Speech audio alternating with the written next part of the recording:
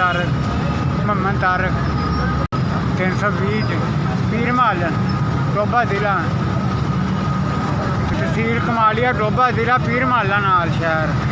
हाँ जी महल्ला का दुकाना का बाजार जी साड़ियाँ बेचतियाँ तो पहले महल्ले चले अमृतसरिया महल्ला कहते उन्होंने।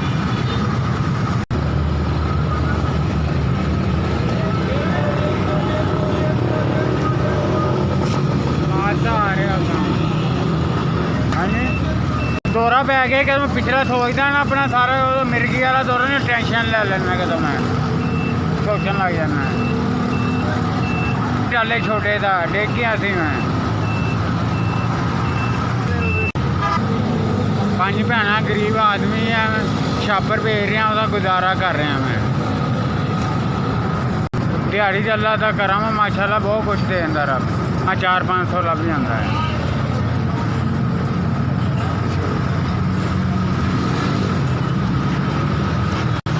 हाँ जी मैल नहीं रखे मैं रख दे इसलिए लोग कढ़ के ले जाते इतने छड़ते ही कुछ नहीं है। ताजी फ्रूट 4,000 दिता माशाल्लाह या अल्लाह खैर अल्लाह मियाँ किन्ने मेरी मदद की है मैं वो दुआ मंग रहा रब उन्होंने होर दवे परेशानियां दूर करे।